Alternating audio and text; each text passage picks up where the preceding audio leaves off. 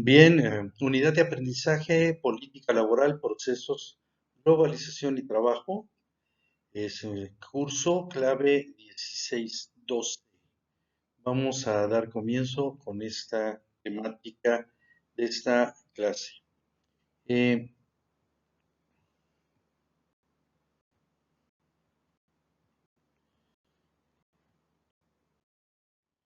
Bueno, los objetivos de esta clase, como hemos mencionado en cada una de ellas, el objetivo general es que sean capaces de analizar diferentes aspectos, tanto políticos, sociales y económicos, que influyen directa e indirectamente sobre el trabajo, y los objetivos específicos que describan las principales aproximaciones teóricas hacia el trabajo como un elemento sustancial de los individuos en la sociedad y su relación con su bienestar y desarrollo psicológico.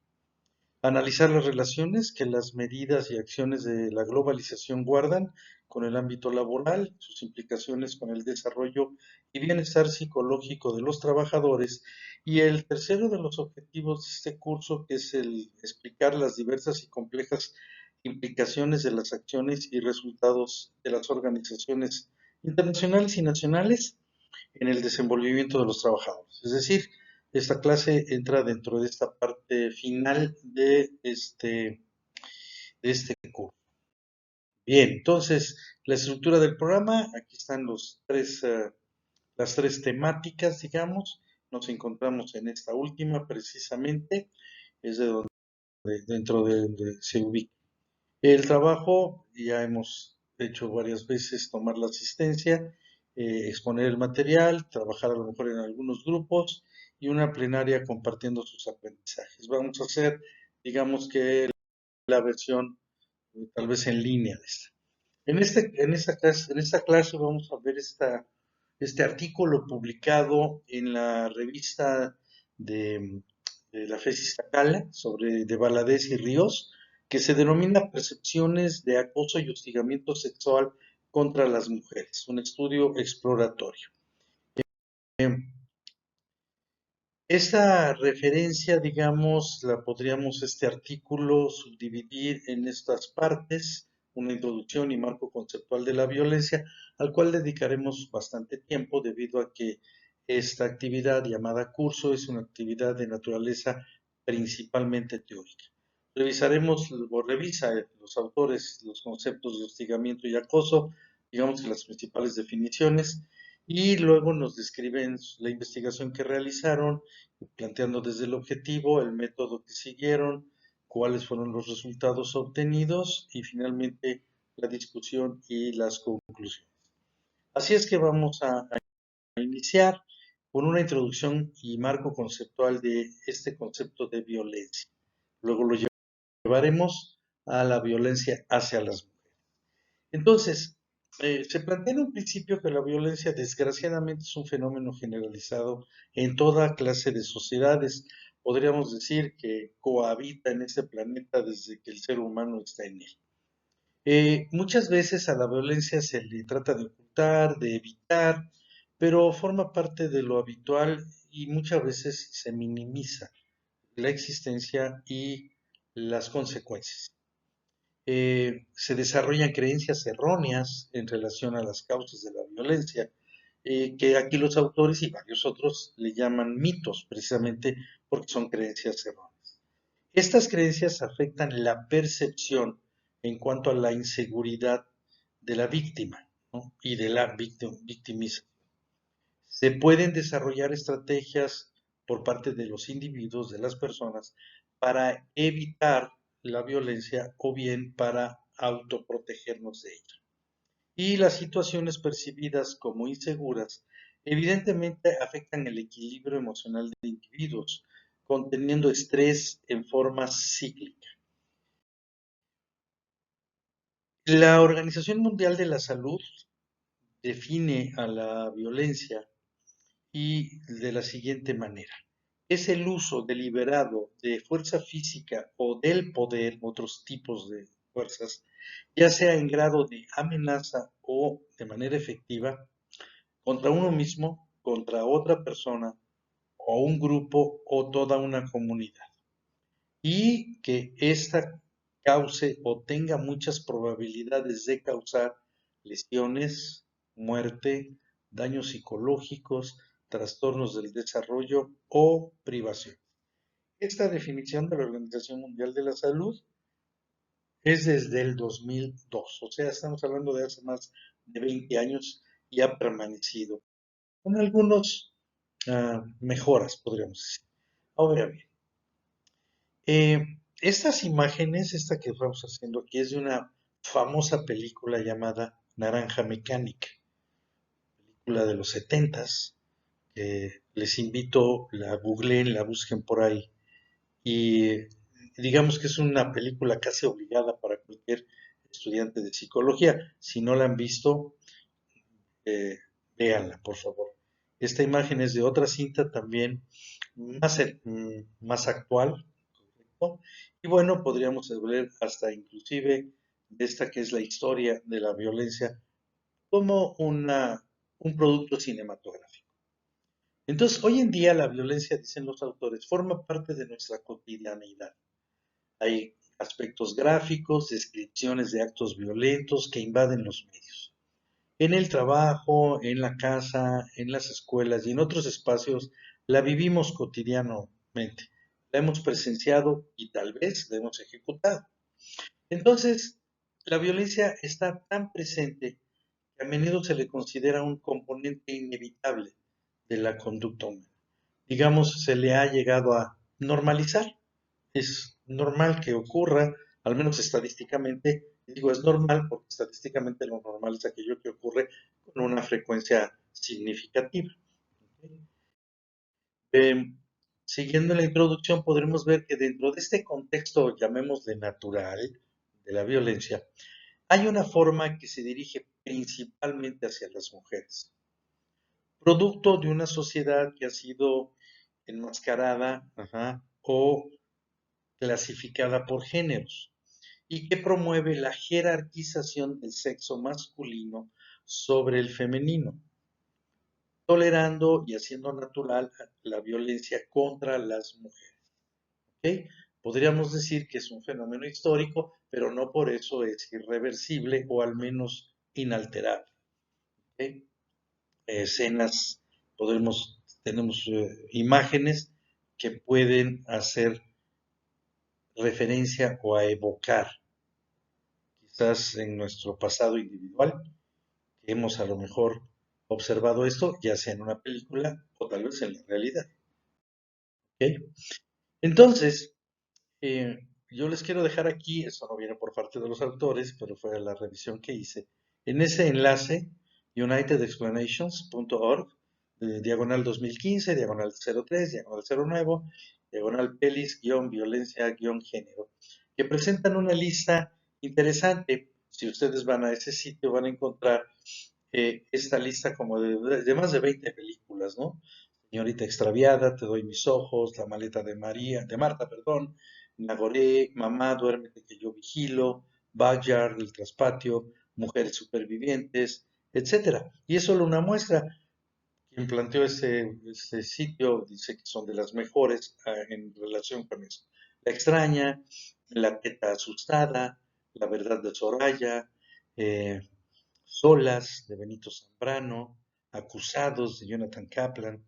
¿Okay? Y en todas, cualquiera de ellas, yo los invito, compañeros, a que lo ven, tómenle la imagen y googlean el enlace. ¿De acuerdo? Entonces, ya en la década de los 80, porque no es ni de este siglo, viene desde antes, pero ya en los 80 toma relevancia en ciertas discusiones teóricas y de los estudios feministas, cuando surge el feminismo. Ajá. Hasta 10 años después es que la Organización de las Naciones Unidas centró o puso atención en él y definió la violencia contra las mujeres en el artículo 1 de la Declaración sobre la Eliminación de la Violencia contra las Mujeres, que textualmente dice: todo acto de violencia basado en la pertenencia al sexo femenino que tenga o pueda tener como resultado un daño o sufrimiento físico, sexual o psicológico para la mujer, inclusive las amenazas de tales actos, la coacción o la privación arbitraria de la libertad, tanto si se producen en la vida pública como en la privada. Esto es desde 1994, es esta, digamos, esta definición. Ujú. Eh, Siguiendo en esto, planteamos que hay otras definiciones como la de Hayes, que define a la violencia contra las mujeres como todo acto de fuerza física o verbal, coerción o privación amenazadora para la vida, dirigida al individuo o mujer o a la niña, que cause daño físico o psicológico, humillación o privación arbitraria de la libertad y que perpetúe la subordinación femenina. Muy probablemente en ocasiones se asume que la violencia es únicamente física, ¿de acuerdo? Aquí tenemos algunas imágenes que podrían representar parte de estas concepciones. La ley de acceso, ya hablando de México, existe la ley de acceso a las mujeres a una vida libre de violencia, todavía para el Distrito Federal en el 2008. En el artículo 6 se habla de violencia psicoemocional, física, patrimonial, económica, sexual, contra los derechos reproductivos y feminicida, que son los principales tipos. ¿De acuerdo? Eh, y aquí nos vamos a fijar básicamente en la violencia sexual. Ujú. Toda acción o omisión que amenaza, pone en riesgo o lesiona la libertad, seguridad, integridad y desarrollo psicosexual de la mujer, como miradas o palabras lascivas, hostigamiento, prácticas sexuales no voluntarias, acoso, evidentemente violación, explotación sexual comercial, trata de personas para la explotación sexual o el uso denigrante de la imagen de la mujer. Esto está en la Gaceta Oficial del Distrito Federal desde el 2008, es decir, hace 17 años. Sin embargo, si leemos la letra esta en rojo, podemos ver que hay muchas acciones de violencia sexual, por ejemplo, el uso denigrante de la imagen de la mujer. Muchos medios lo siguen haciendo. ¿Ok? Entonces volvemos a que vivimos en un entorno de violencia, no nada más aquella violencia que es muy evidente con lesiones físicas, etcétera, etcétera.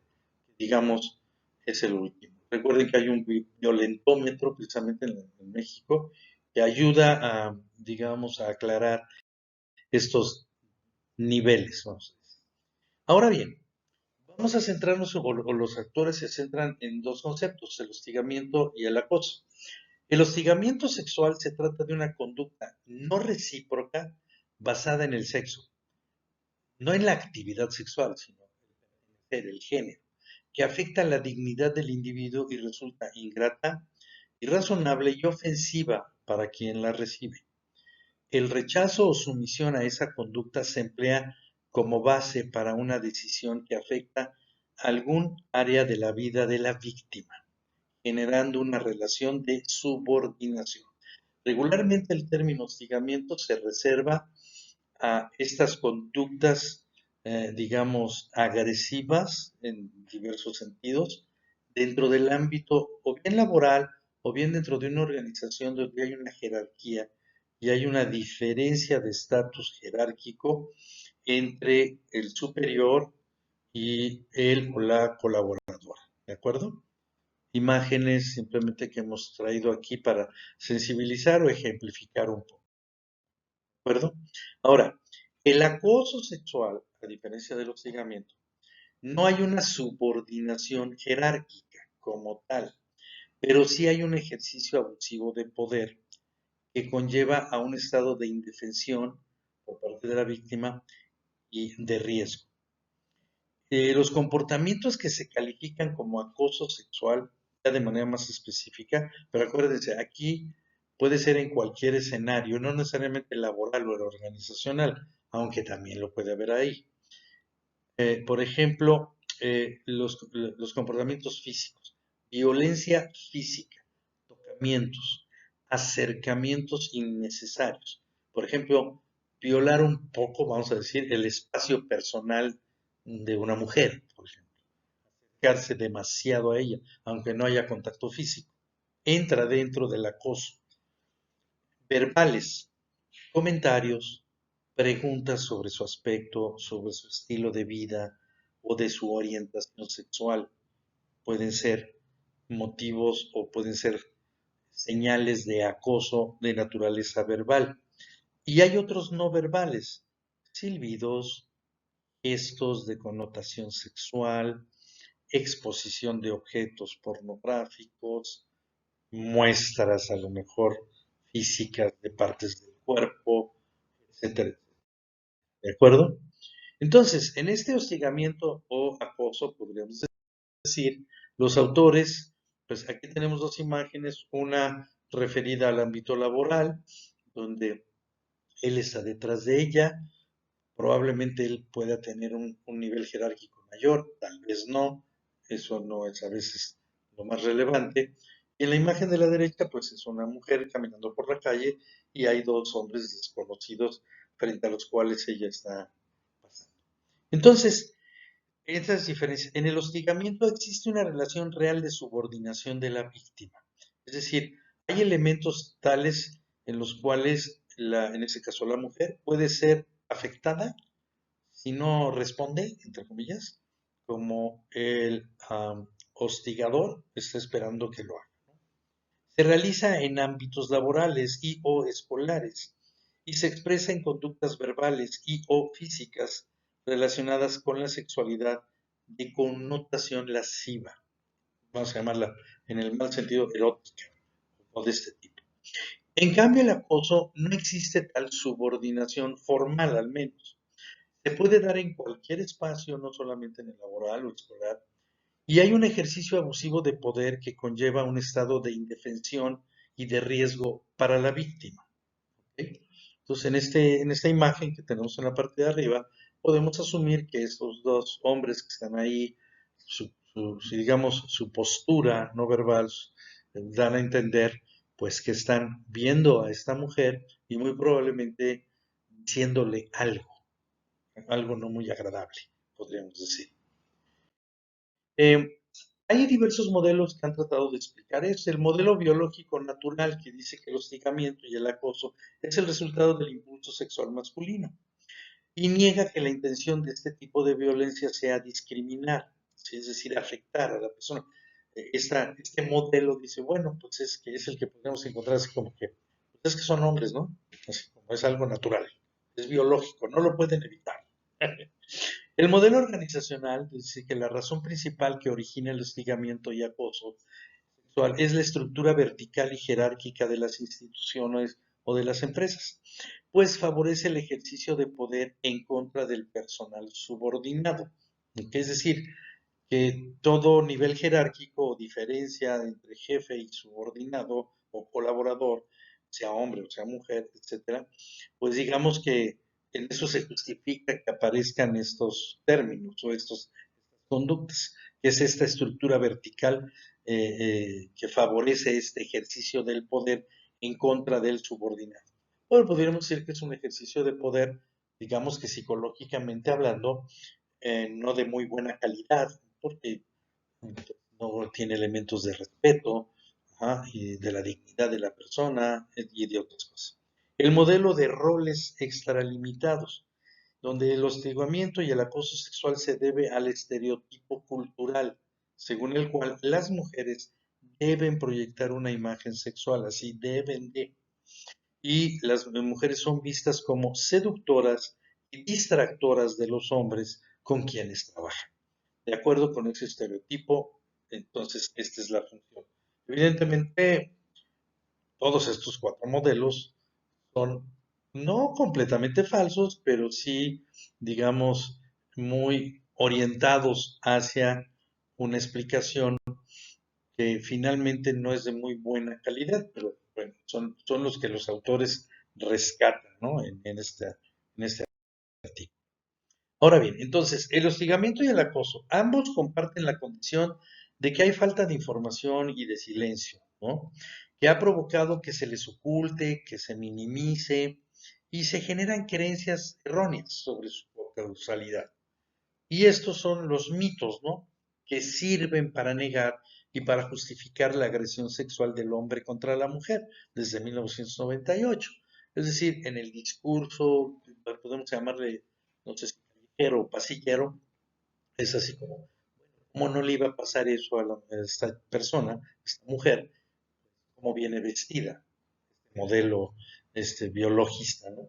Eh, y todo esto además genera en las víctimas cierto sentido de culpabilidad y de temor a sufrir y por ello ser agredidas, etcétera, porque pues dicen, es que el hombre no lo puede evitar, ¿no? Entonces no puedo vestir como yo quiera, por así decirlo, ¿no?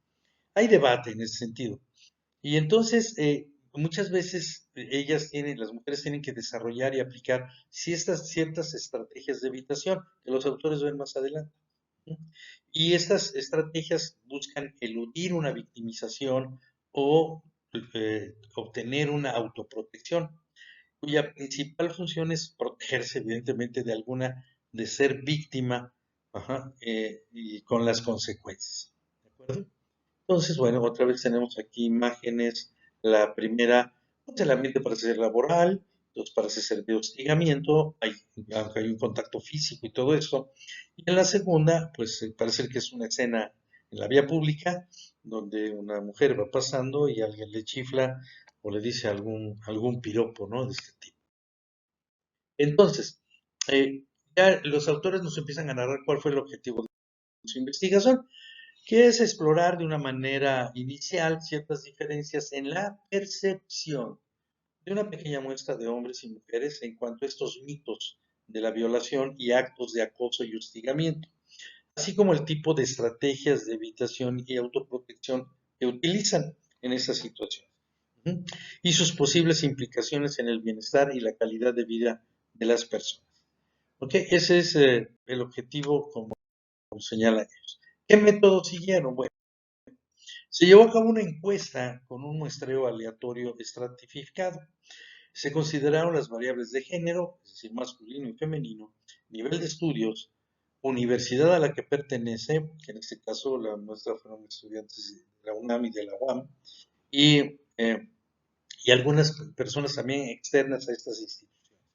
Participaron 60 adultos entre 18 y 64 años, 31 de ellos eran mujeres y 29 hombres, 20 son estudiantes de la Facultad de Estudios Superiores Iztacala de la UNAM, 20 son estudiantes de la Universidad Autónoma Metropolitana en la unidad de Azcapotzalco y otros 20 individuos son externos a estas instituciones, digamos que forman parte de la población en general.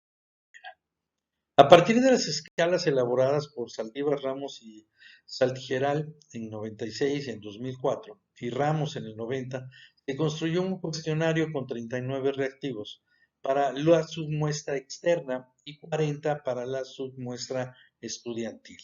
¿Okay? Eh, este instrumento tuvo ciertas categorías o secciones, una escala de aceptación de mitos de violación. Básicamente tenían que responder si estaban totalmente en desacuerdo, parcialmente en desacuerdo, etcétera, etcétera. Una escala Likert acerca de algunos mitos que vienen en los reactivos. En el artículo, si ya se leyó, ahí pueden ver la muestra de las preguntas y las calificaciones promedio, ¿no? Que a más baja calificación, pues es que estaban más en desacuerdo. Escala de inseguridad percibida, es decir, en qué situaciones perciben que están en una condición de amenaza, ¿no? Identificación de las consecuencias derivadas de la inseguridad percibida, estrés, evidentemente, temores, etc. Escala de evitación y autoprotección, que trata de ver qué estrategias, ¿no? Han utilizado estas personas para afrontar estos. Consecuencias derivadas del uso de estas estrategias de evitación y autoprotección, evidentemente, eh, digamos, ponen en desafío a las habilidades y la condición emocional.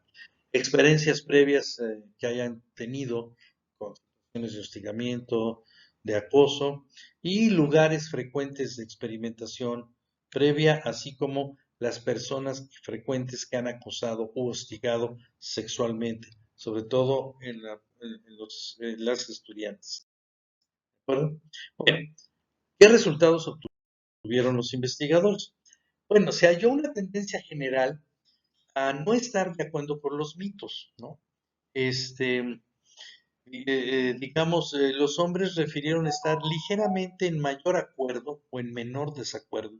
Las mujeres, viene en el artículo una tabla con los datos, excepto en el reactivo 10.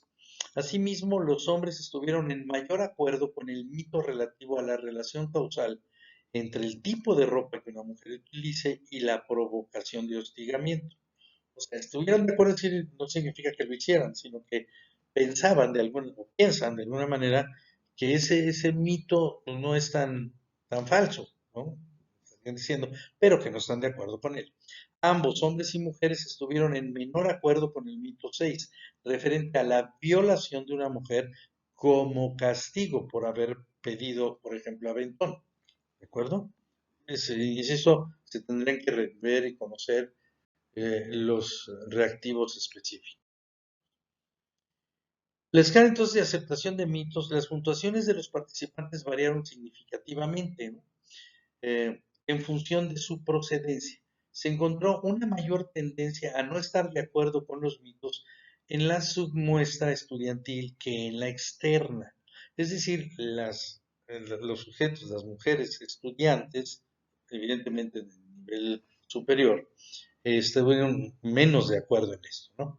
Se encontró que a mayor edad de los participantes, mayor acuerdo con los mitos de violación. Se encontró un índice ahí de correlación más o menos alto en ese sentido. En general, todos los participantes refirieron una alta percepción de inseguridad en la escala de inseguridad percibida. Sin embargo, se encontraron diferencias significativas. La tabla 4 muestra que la percepción de inseguridad de las mujeres fue mucho más elevada que la de los hombres en términos estadísticamente significativos, especialmente cuando pasan por callejones y caminan a solas al oscurecer. Digamos que uno de los elementos en esta escala de inseguridad es el estrés ante esta inseguridad percibida. Se encontró que a partir de esta escala muestran diferencias significativas entre los géneros, hombres y mujeres. Las mujeres refirieron sentirse más estresadas que los hombres, especialmente cuando pasan por callejones o caminan a solas en lugares o calles desconocidas al oscurecer. Se distinguió que los participantes de mayor edad refirieron un nivel de estrés más elevado. En cuanto a la identificación de consecuencias derivadas de esto, hubo diferencias significativas entre géneros y se aprecia que las mujeres presentaron un mayor número de reacciones ante situaciones percibidas como inseguras. Inclusive aparecen ahí como dolores de cabeza, problemas estomacales, etcétera, etcétera, etcétera, o de este tipo. En cuanto a la escala de evitación y autoprotección, recordemos esto tiene que ver con estrategias que buscan evitar el hostigamiento, el acoso o situaciones desagradables. Las más utilizadas por las mujeres fueron evitar a desconocidos, tratar de ir acompañadas en lugares públicos y evitar estar a solas de noche en la calle. La estrategia mayormente utilizada por los hombres fue evitar cargar con objetos de valor. Sin embargo, todas las estrategias fueron más frecuentemente utilizadas por las mujeres que por los hombres. Es decir, los temores de los hombres, evidentemente, en cuanto a inseguridad, no eran exactamente de naturaleza sexual, sino más bien de robo, de asalto, de golpes, de privación de la libertad, etcétera, etcétera. Eh, Se encontró que a mayor edad de los participantes, mayor frecuencia en el uso de estas estrategias. El estrés ante la necesidad por el uso de estrategias. Se muestra que el nivel de estrés ante la necesidad de este uso de estrategias fue significativamente más elevado en las mujeres que en los hombres. La escala de evitación y autoprotección, seguimos ahí. En cuanto a la procedencia de los participantes, se encontraron diferencias significativas. El nivel de estrés referido por los participantes estudiantes, las estudiantes, digamos, fue menor al de los participantes externos. Se halló que a mayor edad de los participantes, mayor estrés ante el uso de estrategias de evitación. Una de las estrategias ante las cuales los participantes, particularmente los mayores de 40 años, refirieron sentir mayor estrés fueron cargar con dinero u objetos de valor y comprar armas para su protección. ¿Ok? Eh, Consecuencias derivadas de este uso de estrategias. Las mujeres se refirieron presentar un mayor número de reacciones ante estas situaciones, principalmente dolor de cabeza, ansiedad, sudoración en manos, tensión muscular y problemas intestinales. En cuanto a experiencias previas, hubo diferencias significativas entre ambos géneros, siendo, pues, desgraciadamente las mujeres quienes han experimentado acoso y hostigamiento sexual con mayor frecuencia.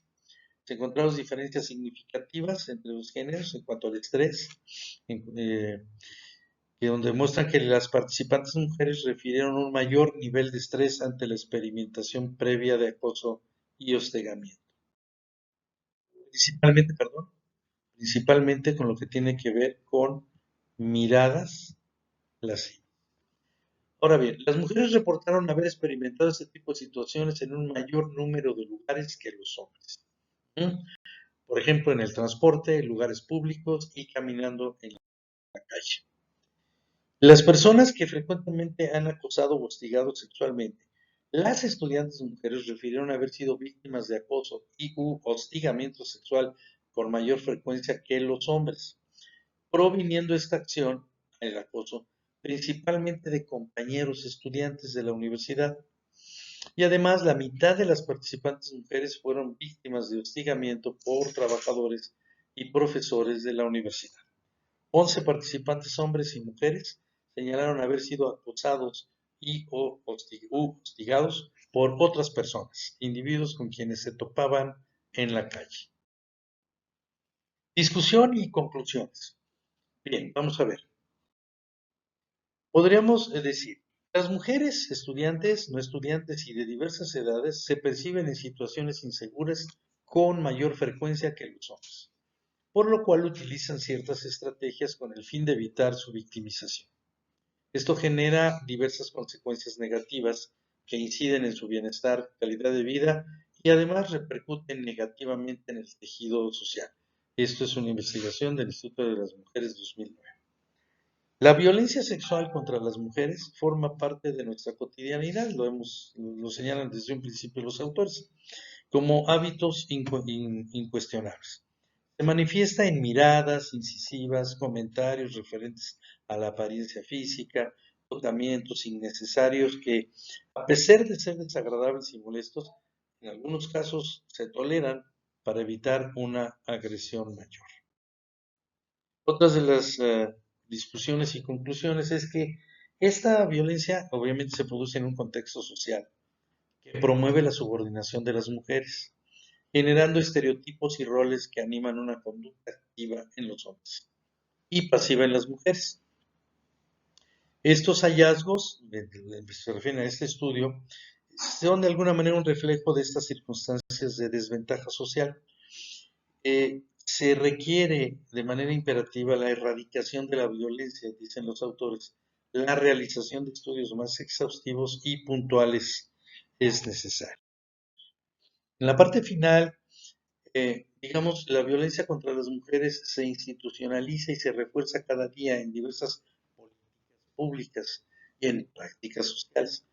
Por ello, se recomiendan a nivel básico en la prevención de todas las violencias de género la educación acerca de la equidad, partiendo de la diferencia, no de desigualdad, en la cual deben participar la familia, la escuela, los medios de comunicación, todos y cada uno de los agentes participantes de nuestra sociedad, porque la verdad es que las mujeres en lo individual son las que han tenido que luchar contra esto y no solo es lo evidente, lo inmediato, sino todo esto que es invisible, que es esta parte, digamos, de naturalizar esto, ¿no?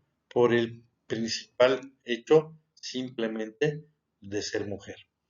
Es necesaria la incidencia entonces en otras vías, como aumentar la información sobre las situaciones de los malos tratos, mejorar en la actuación judicial, programas de acción contra la violencia y de sensibilización de la opinión. Hay otros autores que, por ejemplo, han trabajado mucho con varones, no necesariamente varones violentos, hombres violentos, simplemente hombres en general, para sensibilizarnos acerca de la importancia de tener mucho cuidado eh, en el trato que se tiene con las mujeres, ¿de acuerdo?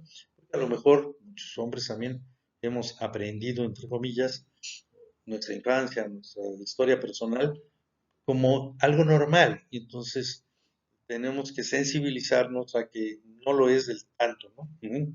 Y bueno, donde las mujeres sean tratadas no como objetos, sino como objetos activos y proactivos, ¿verdad? Bueno, y ahora, compañeros, alumnos de este curso, ¿qué vas a hacer con esta información, digamos, o con estos datos, o con esta investigación? Y esta solo es una muestra, hay muchas otras, ¿de acuerdo? Te invito a que explores, que defines al menos dos acciones concretas que como ciudadano, ni siquiera te digo como estudiante de psicología, que como ciudadano puedes realizar para cambiar estas condiciones. Explora y define al menos otras dos acciones concretas que como profesional de la psicología en un futuro no muy lejano, puedes realizar para cambiar estas condiciones.